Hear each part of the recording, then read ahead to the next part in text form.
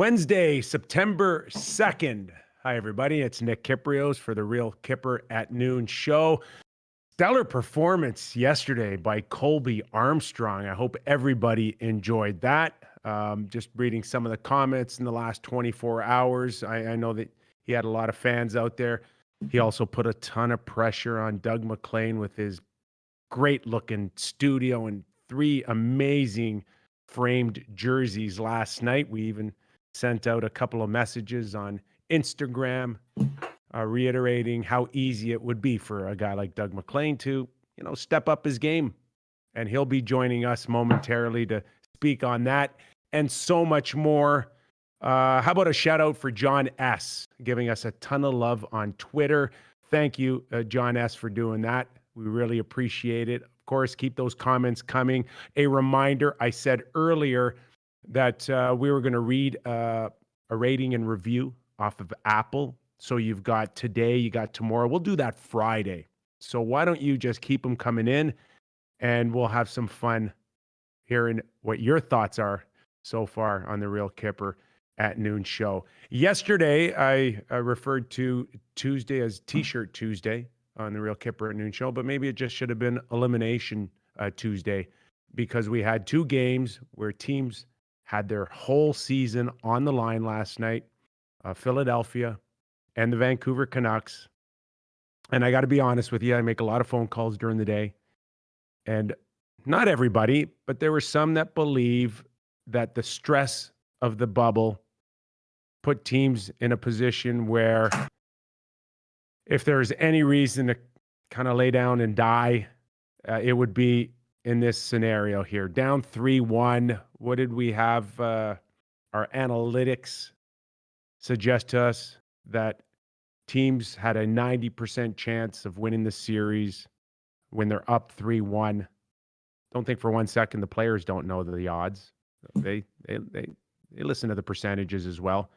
So that would have given them ample reasons to have their bags packed and ready to go. But that was not the case in both games last night. We had the thumbnail to start this show with Giroux finally showing up, a goal and an assist. That's the way you lead the Philadelphia Flyers, and fully prepared to get into that and so much more. But how do you not start with the story of the night? And that is Thatcher Demko going in for the Vancouver Canucks. We saw Markstrom do what no other goaltender has done, and that's pretty much play every minute of every second for the Vancouver Canucks. But a lot like Colorado's situation with Francouz, he couldn't go. Something's bothering him. Something had him in a position where he needed a day or two to settle it down. Is it even enough for Markstrom to come back? Or did Demko all of a sudden make Travis Green, based on his performance last night, to say it would be easier if Markstrom's not near 100%? Is it 80? Is it 70? Is it 65? All of a sudden, it gives Travis Green something to think about off his 42 save performance. Or should we start referring to him as Prime Minister Thatcher? Remember her in the 80s, how powerful she was? Prime Minister Margaret Thatcher. Could now Demko be in a position to run for office in Canada? I bet a lot of Vancouver Canucks may feel the same way, but there might be a technicality. I think he's born out of California, but it doesn't really matter anymore for Vancouver fans. They saw something out of Demko that possibly that the Vancouver Canucks thought that they might have had when they drafted him in the second round. A high pick.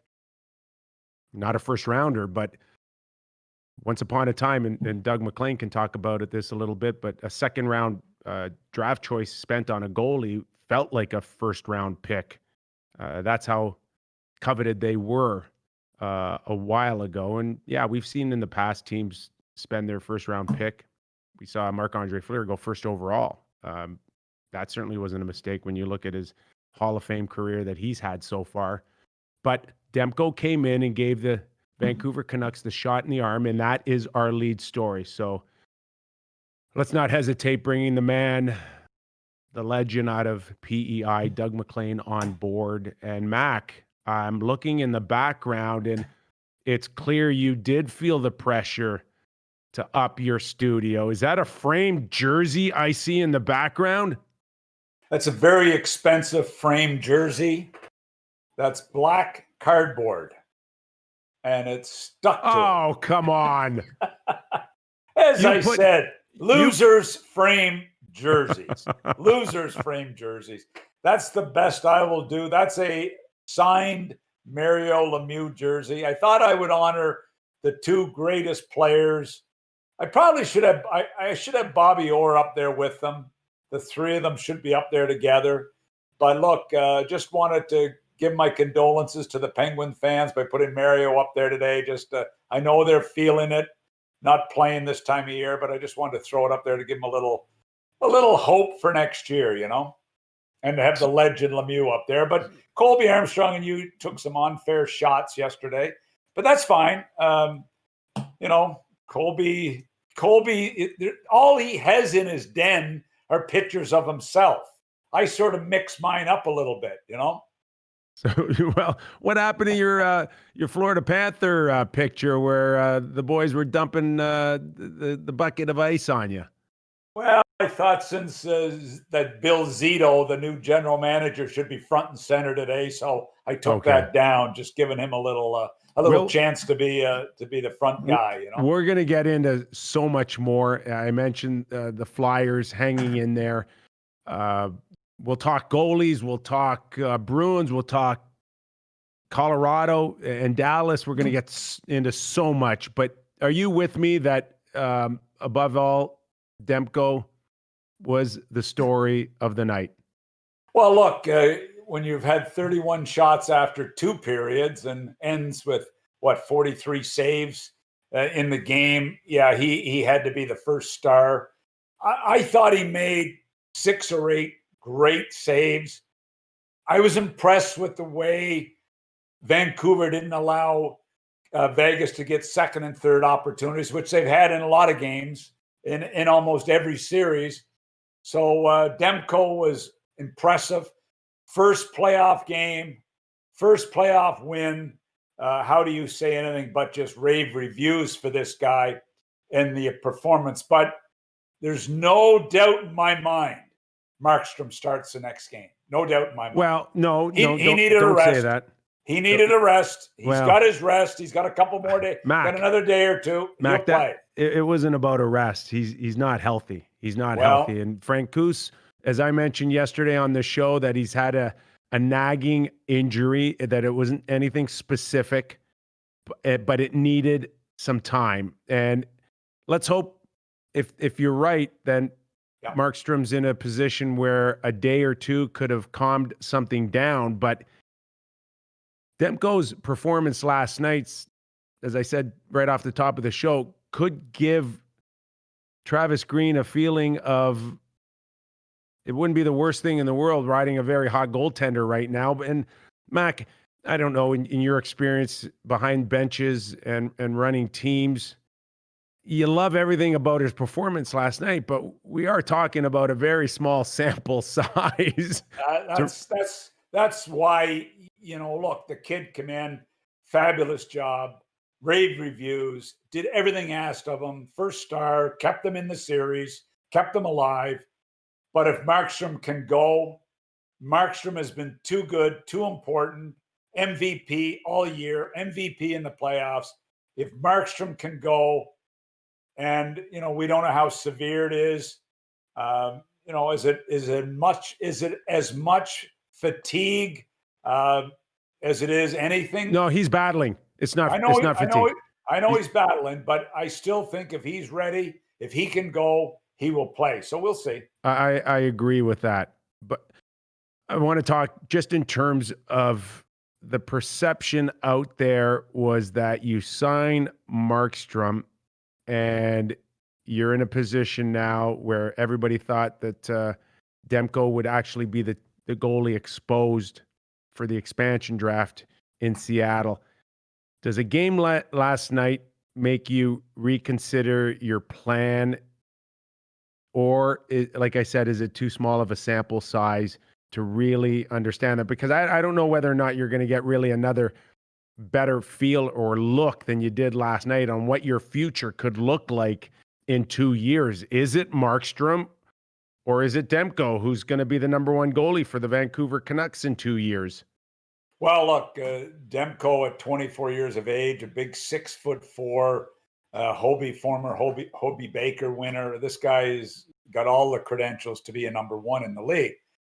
But when you're poised as a franchise to take some big steps, let's not kid ourselves.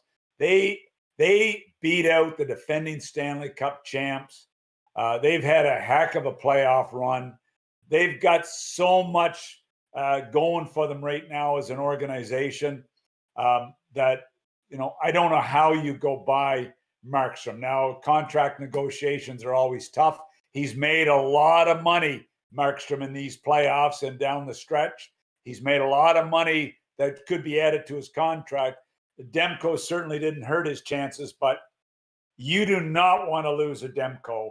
You want to have Markstrom and Demko, and you got to expose one though, Mac. I know you do, but you just exposing and losing are two different things. You can cut deals, So it'll be how successful they are to protect them as far as deals. I mean, we'll see what happens. We'll give some love to a few players, including Brock Boeser. But one last thought on Markstrom and Demko.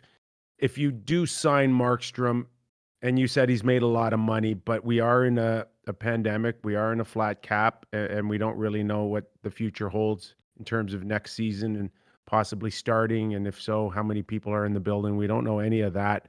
Yeah. Where do you have his marketplace right now?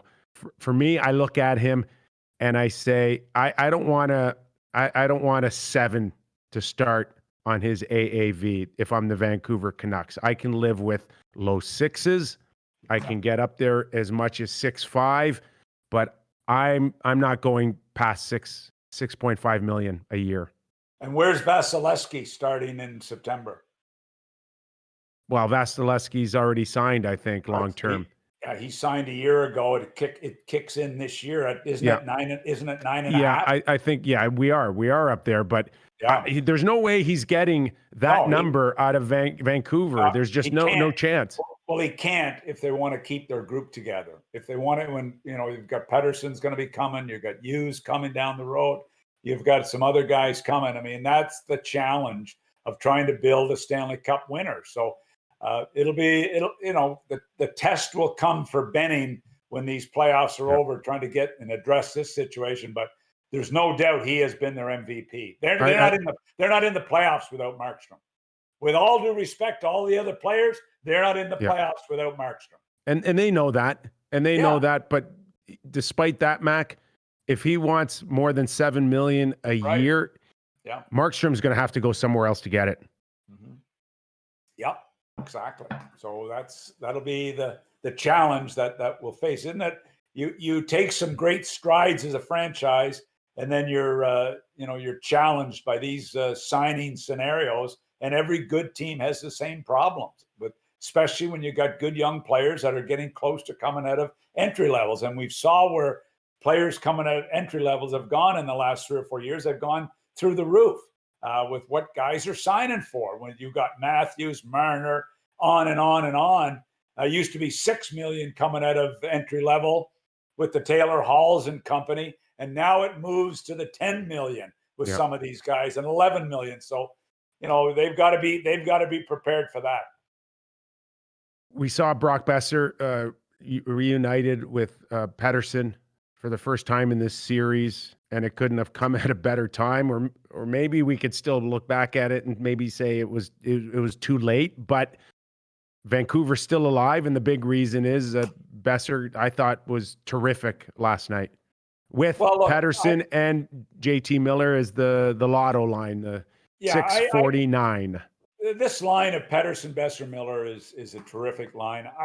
I'm sorry, and Travis likes to use Pearson, Pettersson, with them the odd time. I'm not in love with Pearson and Pettersson together. I'm not. I like the line.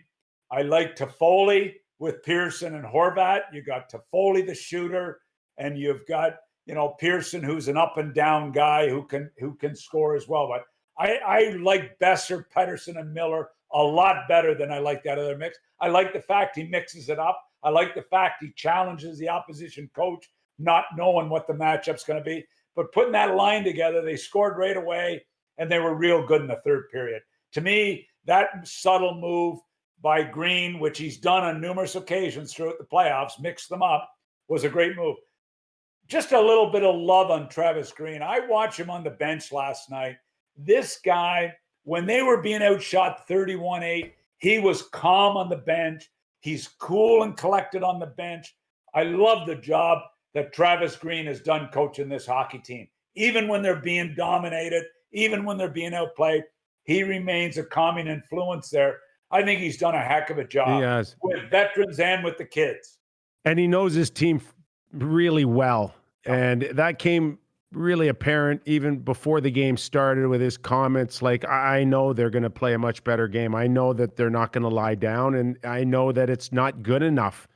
Just quietly beating the Stanley Cup champions and then going into this series. So it was always there. He has a very, very good pulse on his hockey club.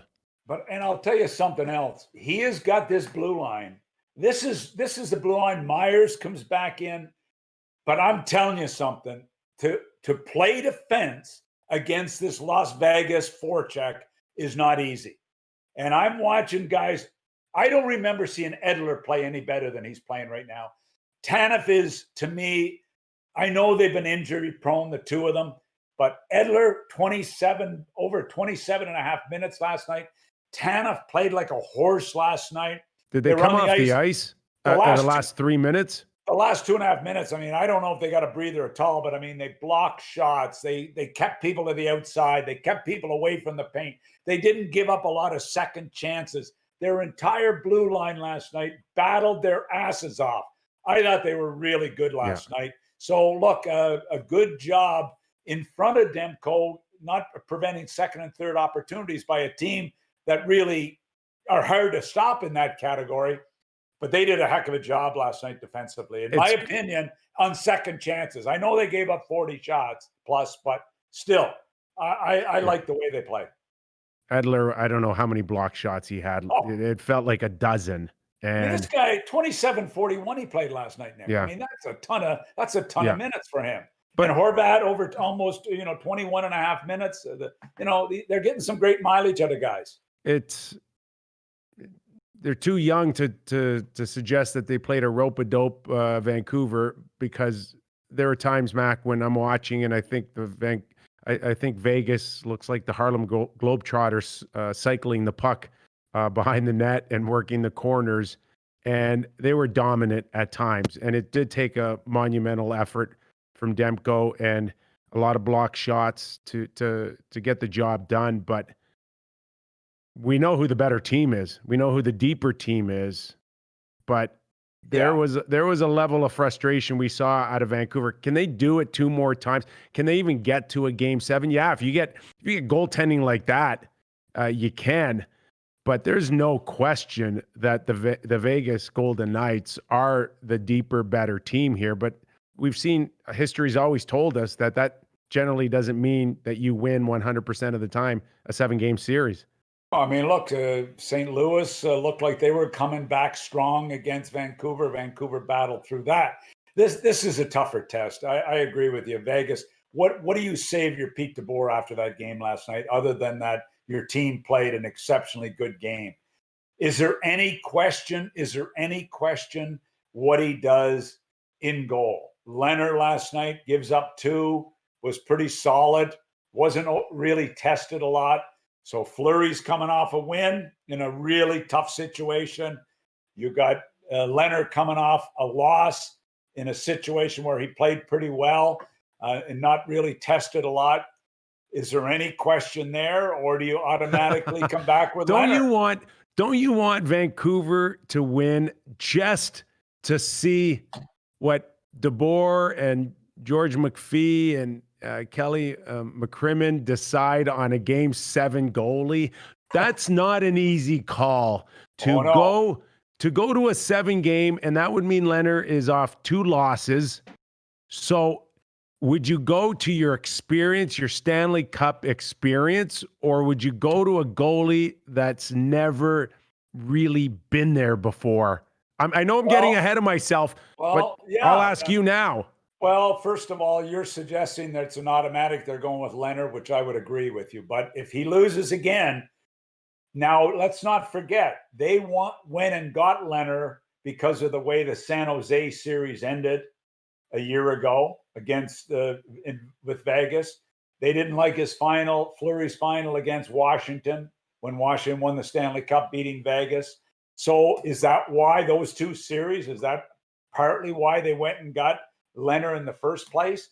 But what Fleury has done, what he's done coming in these playoffs in tough situations, if Leonard loses again, yes, they've got a big decision. Wow, I hope it comes. I would like to see it come to that. Well, we'll know Thursday if they can extend that. That's a storyline I'd love to see played out. It would be fascinating to see where they truly go, because that would be one that you'd have to live with for a very long time. As you know, with Real Kyper at noon, we're headline grabbers here. Yes, we are. You want a headline grabber? How about the Habs and the Blues? I am told that there was a trade with Jake Allen for draft picks going to the Montreal Canadiens. So, Jake Allen, interesting, Mac.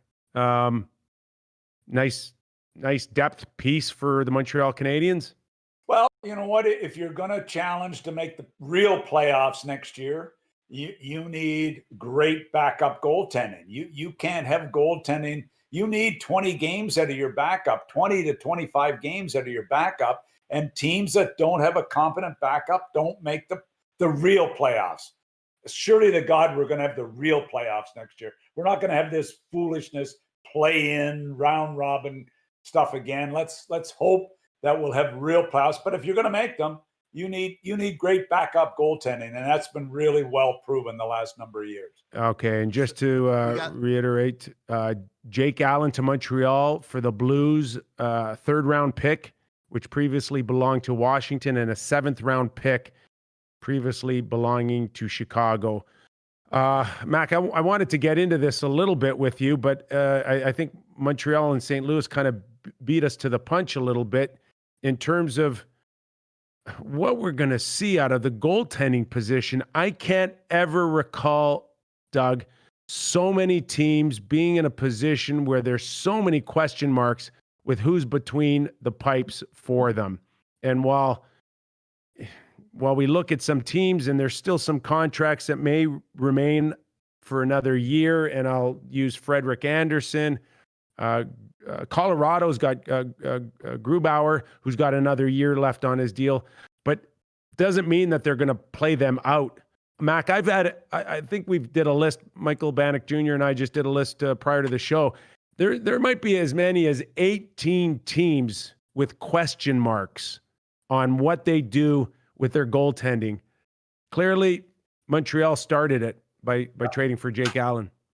Well, you've got the expansion draft too, so you've got to get in. You've got to get prepared for that as well. So people are going to lose goaltenders. But have you ever seen a situation where you're in the final, getting ready for the conference finals, and you've got major goaltending issues all around the league, starting with Tuukka Rask and moving on to Halak? Look, he was good, but he wasn't good enough, in my opinion. You go to Hutchison playing last game because Francouz playing because Grubauer's out. You got Varlamov being replaced by Greiss for a game. I mean, we've got goaltending issues. You got Hutchison. I mean, Francouz, to me, has got to play. I can't believe they go back with Hutchison. Mac. You got the situation in Dallas. Who are they going to play? They got to come back with Hudobin. I mean, it's unreal. Well, let's stay on Colorado and Dallas a little bit. If you're not healthy, you can't go. I really believe, and there was some talk that they're going to go back to Hutchinson. We'll see how Francouz feels all day today. I'm sure that's right up until the deadline, whatever it is, whatever he's dealing with. Can he come back? Mac, with all due respect to how good Hutchinson felt after the game, getting his first NHL start, you could have played net for them the other night and won that game. How do you spotted the guy 5-0 and you had 2 shots on goal before it was 5-0. You could have cruised to that win. Seriously, but this is such a goofy series. One team's down 3-0 the game before, then you're down 5, you're up 5-0 in the next game. I mean, what is going on here? Like, good God. So now you've got Hutchinson, who they may have no choice but to play. When is the last time we had teams with their number 4 goalie in their organization dressed? No. For a game? I got news for you. They like a kid out of Sweden better. Yeah, so number 5. That guy was 5 on the depth chart. So 5. When have we seen this before? So that's the big thing going into the game tonight. I mean, who plays? Hudobin hopefully is okay to go. I suspect he is. I mean, look, he needs a rest as much as anybody, but they had to get Bishop out. And now, is it Hutchinson? I mean, imagine when you're contending, you think you're a Stanley Cup contender, and this is where you are goaltending wise in a big game. Tough situation. Prior to the game, I want to ask you about Rick Bowness, because he was asked about his goaltending situation, and he just said, "I'm going to refer to Jeff Reese. They have information we don't. Jeff Reese. And I think if Bishop comes in there and plays great, then Jeff Reese looks pretty good.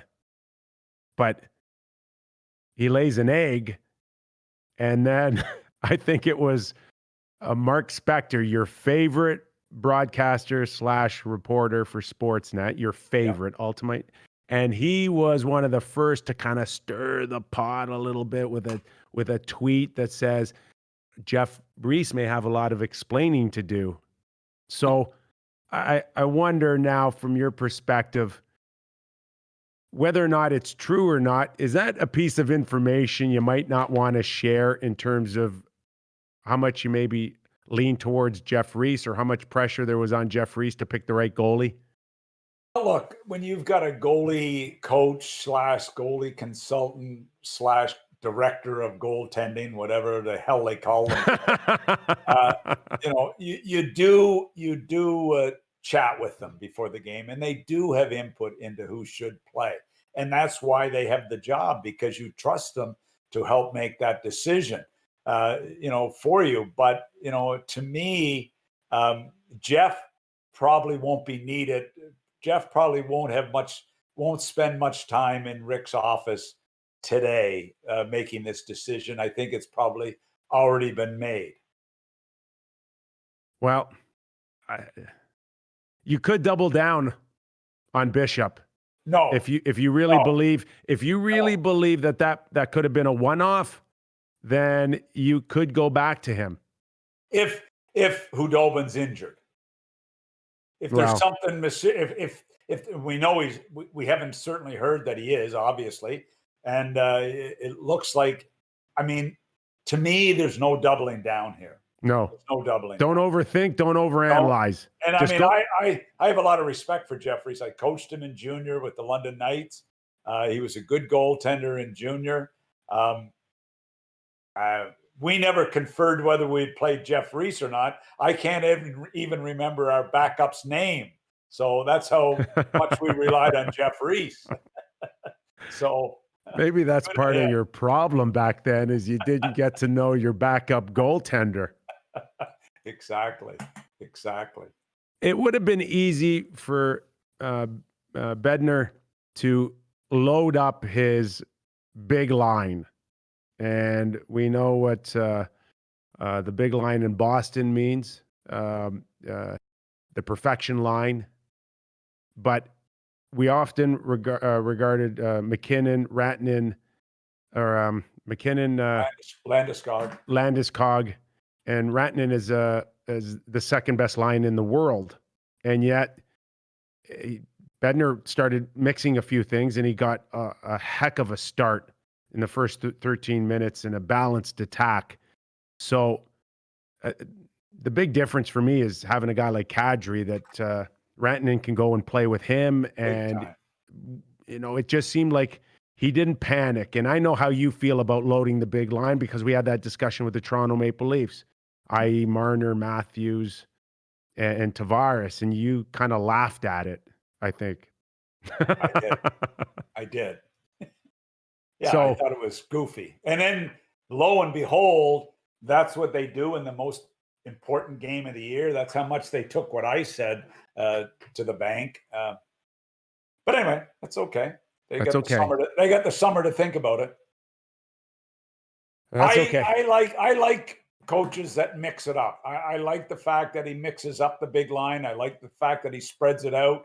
They're all three of them are so talented. You said the addition of Kadri, having Kadri there instead of Kerfoot. Are you kidding me? Like, seriously, this time of year, it's a good opportunity to be able to mix your big boys up because you can play them with the number two guy and be really comfortable. They got Burakovsky who's going good. Yeah. They got Nick Chushkin that's going good. They've got some good mix-ups there. And look, if their goaltending holds out, I still think they have a chance to win this series. I really do. Although, Dallas, full marks to Dallas. Yeah. Dallas has really come along with a hard forecheck. Yeah. They're also very difficult once they get the lead.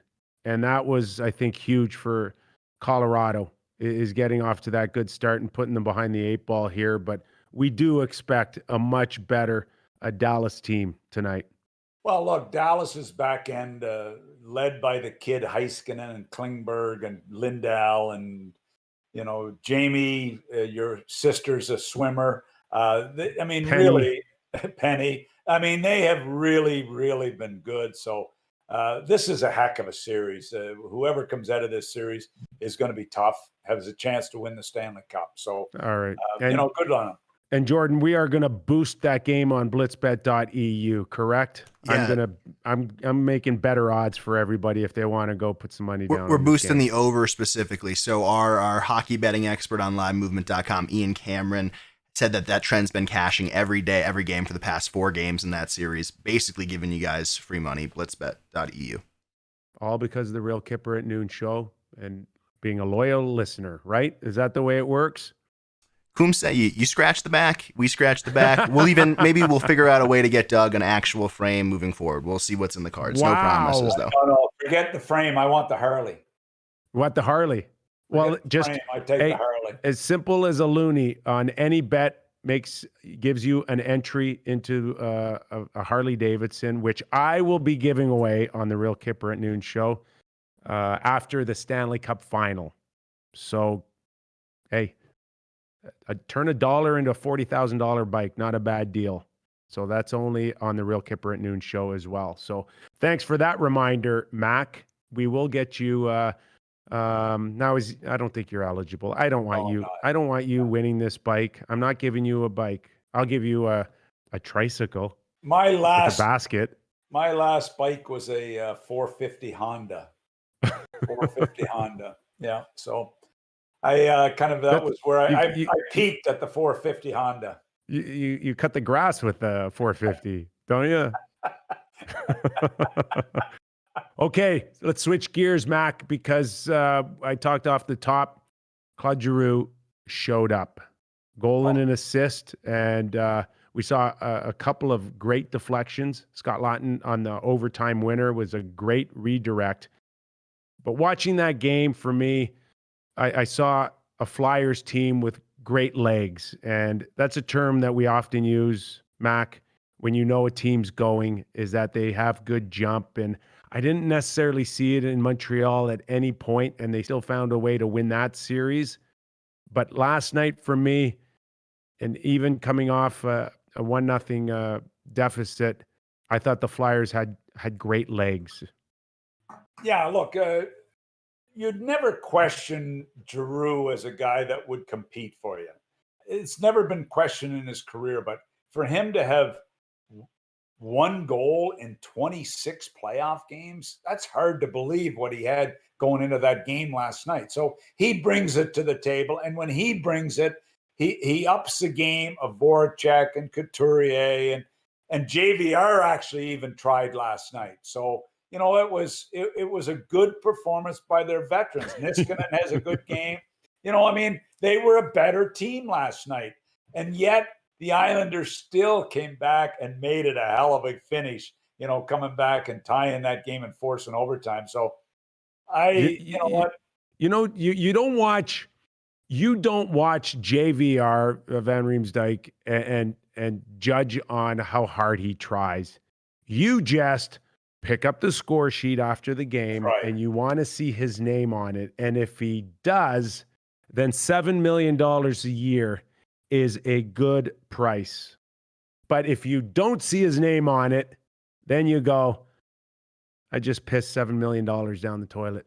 And you see him on the fourth line a lot of nights. That really bothers you to no end. So, you know, he's got to be a better player for them, you know, for sure. And he hasn't been. Last night, okay, he gives them one good game, but I mean, that good on him. But the Flyers have a lot to prove to me yet. I just simply haven't liked how they've played. I liked it last night. Now, what's Couturier's situation? What's Barzal's situation? Both leaving the game and not returning, Mac. We're talking about frontline guys. Oh, top, like Barzal is such an important player for this Islander team. He's such a big part of their offense, but Anders Lee and Nelson and Eberle and company have been good too. Couturier is a monumental loss if he's out. And like you said, neither returned. So that'll be a real interesting thing to watch in the next game because they can't afford, either team can afford to lose those two guys. There is way more upside for the Flyers. And I do believe, Mac, the Flyers are deep enough to come back and force a game 7 and maybe even win this thing. I think Barzal is a bigger loss to the Islanders than Couturier is to the Philadelphia Flyers. Yeah, look, with the fast game he plays, the way he bothers the Flyers defense, the way he gains the blue line. Look, this is a big, big loss if he can't come back. And I didn't like the collision. I'm pretty sure it was with Konechny there just inside the blue line. It looked, I was a little nervous after I saw that. So we'll see where it goes here. But, you know, Lawton gives them a good performance. They went to the net better last night. Their defense got the puck through. They were able to tip some pucks. You know, they were better last night. And how could they not be better? Their coach called them out. Vigneault called them out. He called out his stars, you know, as much as you call out stars this time of year. And, you know, they showed up. So I like what he did with his lines. I like how he mixed them up a little bit. Good on Vigneault, an experienced group behind the bench there. You know, this isn't over. I'll tell you what else isn't over. Hart in overtime. He made 2 or 3 big time saves. He did. He did. And good goalies find a way to do that and win the game. But even Mac, at 22 years of age, I got Carter Hart with 2 bad goals. I saw 2 bad goals, and I see the Islanders taking this thing into overtime because Carter Hart let in 2 bad goals. Yeah, but Carter I didn't like Nielsen. I didn't like the Nelson goal, and I didn't like Cal Clutterbuck was 3 feet behind the net. How does that puck go on the short side through the crease to Bailey? That was not very good by Carter Hart. No, but Carter Hart's also the reason they beat Montreal because they weren't good the way the team played. And look, we talk about Demko at 24 years of age. This guy's 22, and he's carried them for most. Yeah, you're right. Season. But I mean, I'll give you that. He was not in the regular game, but in overtime, 2 key saves that saved their ass. No one will ever question how good of a goalie he has been already and how good he still will get. I think if Carter Hart cleans up, if he cleans up what we saw last night, this thing's going the distance. I mean, look, it's not easy to keep that focus as a 22-year-old, but he's that good. And if he doesn't go, to me, I love Elliot, but Carter Hart's got to be the guy to win it for them. So, and Konechny and Hayes and these guys have got to come back and give them even a better performance than they gave them last night.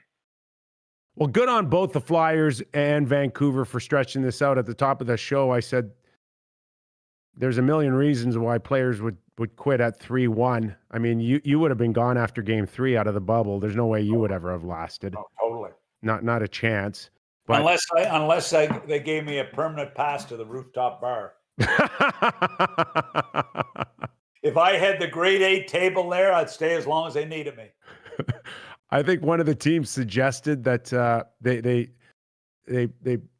put a under construction sign on the rooftop patio just to keep the boys away. You know what? It's one thing when you lose a series and you're really devastated when you lose, but the excitement at the checkout the next morning is pretty impressive too. Well, speaking of injuries, and we saw that with the Islanders and the Philadelphia Flyers, there's got to be some concern. And by the East extending the series, it's probably what it's done, Mac, is give Tampa Bay a little bit more time to heal. But Kucherov and leaving the last game and where he is on what exactly is injured or hurt or fractured, we don't know. But Stamkos, okay. Stamkos and Kucherov, not okay for Tampa Bay. Not okay. And I know you always have the inside on Stamkos, so he's not going to be back for sure. Mac, I do believe that we're going to start hearing a lot about Stamkos getting closer. And I'd be surprised if he does not come back next series. How's that? I knew I had to egg you on to get that information, Eddie. I mean, for this being your show, you should be bringing those things to the table. I shouldn't have to prod you to get you to say that stuff, for God's sake. Okay, I've also You're trying suffered. to make a name for yourself here. I've had 6 concussions over my career. Every once in a while, you know, I do forget. You forgot 2 of them, I think. You had 8. That would be a big lift if Stamkos finds his way back into this series. And if by chance that Kucherov is not as serious as maybe some think, you look at Tampa Bay now going into the Final Four, and they are the team that we thought they were maybe 2 or 3 years ago. Yeah, you're getting over that hump with the Columbus series. I mean, getting through that 8-period game and being able to survive that, and being able to survive with Kucherov not playing as great as he should have, but got it going. The way Braden Point has been just a special. I mean, he has got to be talked about as one of the best players in the playoffs this year. There's no denying that. He has been that good, that important, those big goals. He's a gamer. I mean, this is a special talent, boy. And we talk about all the great players in the game. He's got to be right up there now with the way he's performed and has for a number of years. So, yeah, Hedman is that good. McDonough is that good. The Bogosian has been solid for them. I mean, their depth and their back end, they're big. They don't allow you to get to the net. A lot of good things. And I'll tell you what, Vasilevsky may be the best goalie in pro hockey right now. He might be. Luke Schenn, who I'm sure on a number of occasions the last 12, 14 months, where's my future? Should I retire? Now he's having the time of his life, and he's out there in key moments. It's nice seeing Luke Schenn still be a part of something that might be very special going on right now with the Tampa Bay Lightning. You know, and they've had to bring him in some tough situations, and he's handled himself well. Coburn the same way. I mean, these guys have come in a pinch, and they've dressed 7D, you know, because of their depth sometimes. So yeah, they're lucky and good on Luke. You're right. I mean, if you get knocked down as many times as he's been knocked down, and he's still a relatively young guy, I mean, he's in that same vintage as Pietrangelo and Bogosian, that unbelievably heavy drafted blue line. So good on him. Good, but Tampa Bay, you're right. I mean, they will not be easy to beat. They've got good depth. Look, we talk about the Coleman pickup. I mean, they've made some good. The Goudreau pickup. They paid a big price for those guys. Julian paid a big price, but they've done their job. Gord, how good has he been? So you like Tampa Bay. How many more Stanley Cup? This may be their year. It may be their year. Although with Vasilevsky in goal, you've got a chance, and Hedman. But this is a big, big opportunity right now for Tampa for me. Nick Kypreos with Doug Maclean on the Real Kyper at Noon show. We are live streaming here. Keep the comments coming. Hit the like button. Subscribe. Tell all your friends we're here. The beauty of live streaming, Mac, is that we could talk about a trade that just happened. And of course, the St. Louis Blues, the Montreal Canadiens getting together. Jake Allen, who really was in a position where, unfortunately, it wasn't looking good. They kind of gave him the chance to be a number one goaltender in St. Louis. It didn't happen. Binnington came out of nowhere. Historical season to win the Stanley Cup. And then Jake Allen had to battle back, Mac. It could have been easily drag your lip for him. He didn't do that. He went to work and turned himself into one of the best backup goalies of the season. It also put himself in a position where there was some value for general manager Armstrong to make a move. And that's what happened today. Jake Allen going to the Montreal Canadiens for 2 draft picks. And Mac, will we start seeing more teams now under the crunch during the Stanley Cup playoffs here to make more trades? So we also know officially Bill Zito named the general manager of the Florida Panthers today. Your thoughts on that and whether Bill will get a little active here right away and the pressure on him to turn things around now in Florida? Well, it's sort of a surprise to me that he got the job, to be quite honest. I mean, I'd heard Eddie Olczyk's name. We heard Scott Mellenby's name. As serious candidates, we had heard some other names in there that I thought, you're kidding me. They're not seriously in there.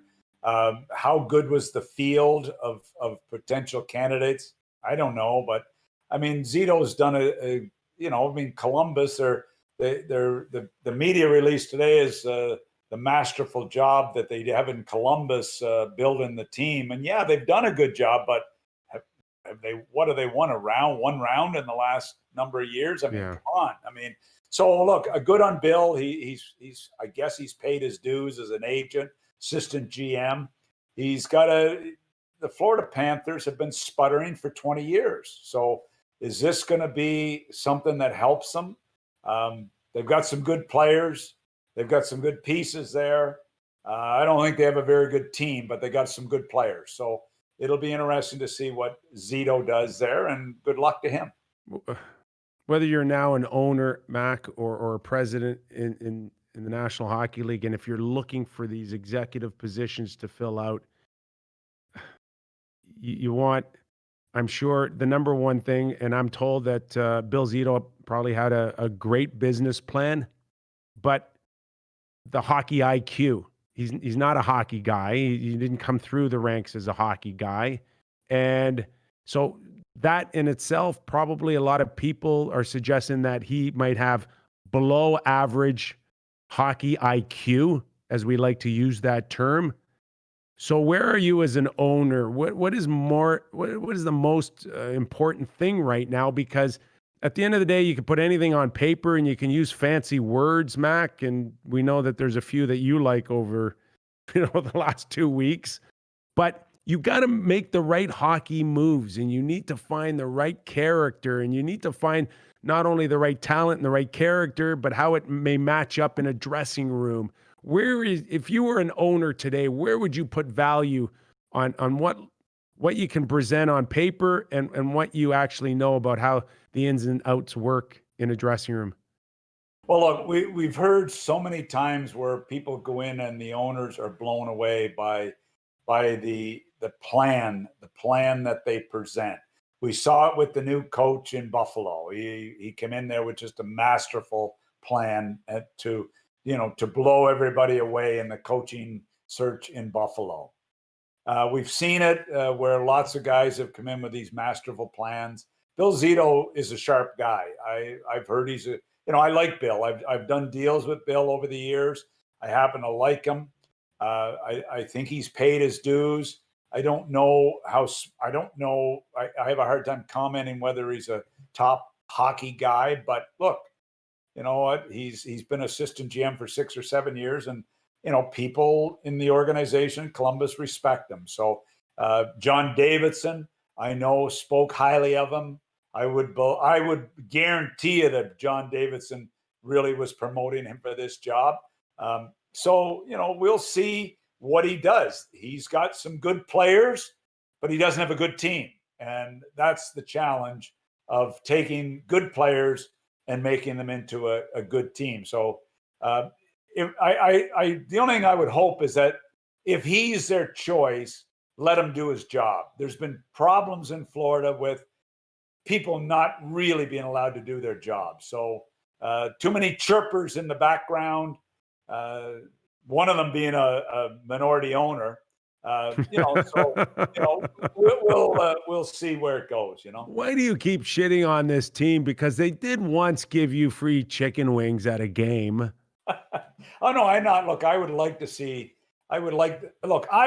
more than anybody would like to be able to go to a bar in South Florida and have them on the TV and not have to ask the bartender to put them on. I would just love for them to be up there. Which means they're relevant in the area, They ask you what to fight with the damn bartender to take the MLS off and put the NHL on. I would like that. They wouldn't have that problem if you were still there. I could tell you that. No, they wouldn't, but that's okay. That's okay. That's okay. The other organization, Mac, that we hear that still is shopping for a general manager is Arizona. Are you hearing anything out of there? Because I guess it hasn't been most impressive for some of the people that I've talked to that may be interested in that job or have interviewed for that job in terms of what they're hearing. Mac, people are telling me no money, no budget, we may have to sell pieces still and find ways to turn it into less real money and more cap money. And don't look for anything miraculous to happen out of our organization until we get a new rink in 3 years. It's not really words that people potentially want to hear if they want to go in there.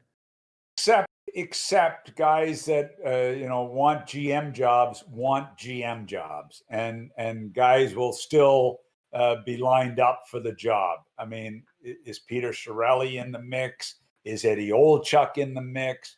I got to believe if they had opportunities to get that job, they would take that. Well, I would also think too, Mac. From a league perspective, you'd be worried about the next 2 years and what they might look like. And you would want to have someone with experience or a good hockey guy to kind of protect the interests of putting a good product on the ice. I would lean towards, even Peter Chiarelli going in there to at least make it look respectable. Well, look, don't ever kid yourself that the owners, the first person they phone about who they should hire as a GM is Gary Bettman with Bill Daly on the line. That's how it really happens. Mr. What's his name, the owner in Arizona, would definitely be touching base with Gary as to who would be the top guys that we should be talking to. And Gary Bettman and Bill Daly need a top GM in there. I don't think the last GM was their favorite. I guarantee he's not their favorite right now. But Chaika, you're speaking of Chaika? I got to believe that they are very involved in trying to help this new owner come up with the right guy for that job. And maintain some credibility here, because important. It's important. And if it's going to be a couple of lean years, they trade, they gave away great assets to bring in Taylor Hall. And now you've got Taylor Hall who Taylor Hall is nothing. If we have any Coyote fans out there, I'm sorry, Taylor Hall is not re-signing there. Exactly. And I don't believe that they have any interest of digging in their pockets deep enough.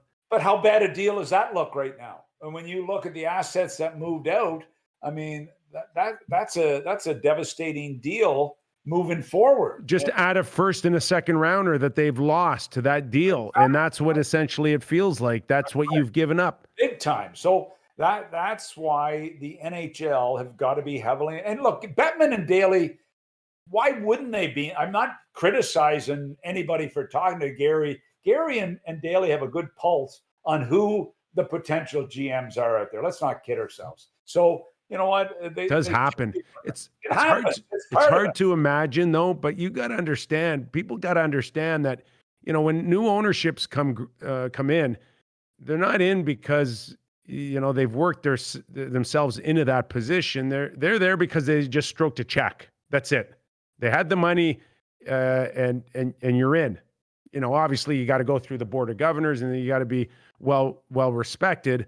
But as far as hockey knowledge is concerned, that's not even on the checklist. They don't care. Exactly. You just want to make sure that the funds clear and that you're a good guy and you're not wanted. That's it. I look back to when John Davidson went to the Columbus Blue Jackets.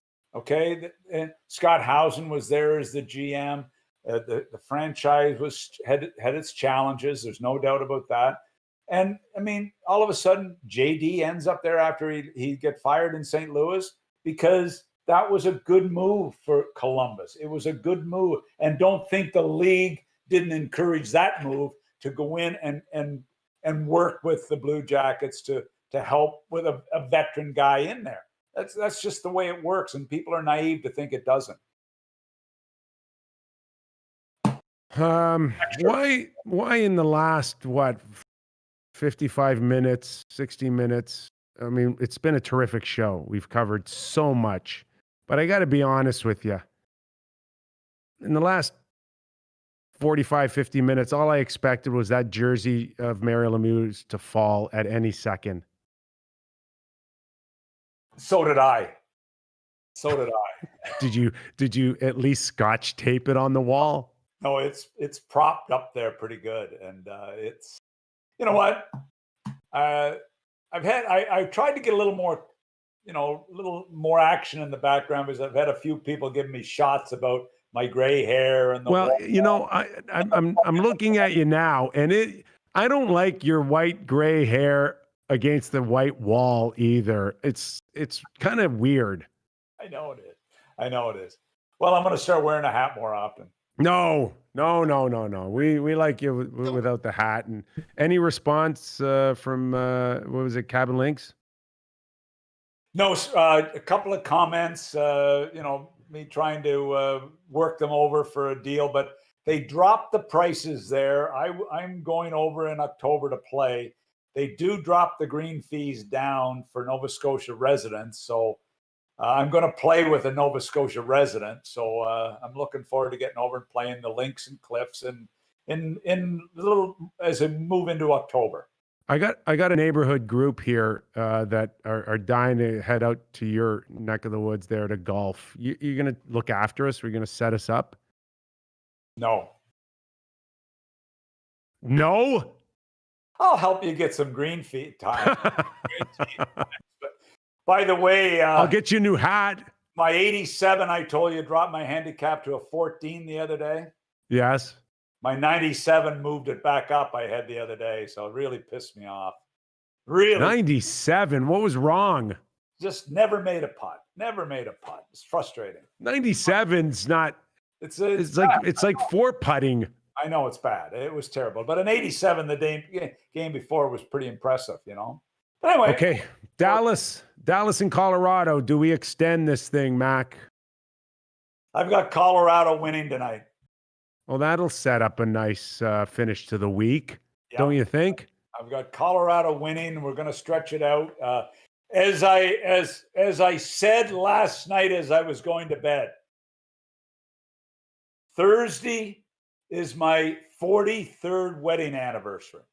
Okay? 34 years that Jill put up with your shite. 43 years. Oh, 43. That's even worse. So I said, honey, the way things are looking, we could have no games on Thursday night. Guess what?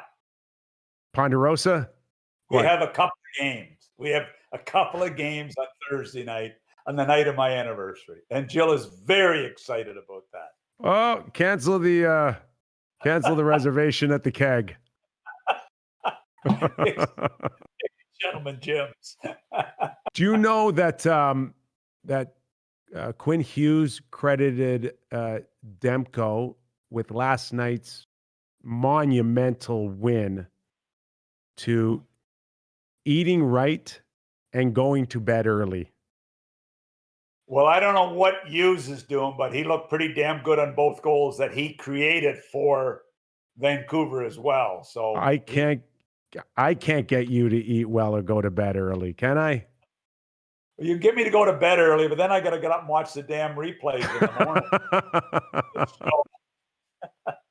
It's not too late for you to get on the Demko train. Nothing worse for an analyst, for a hockey analyst, to have somebody on Twitter say, do these guys even watch the games? Yeah, we do. We do enough to get on this show and make sure that you give us a comment on how much you love listening to Doug fall asleep in the late game by the second period on rating and reviews, and we'll read it Friday. Okay? Anything else, Mac, before we sign off on you? No, I'm done. I got to go pick up some Chinese food for dinner, reheat it for dinner. I'm spoiling Jill this week.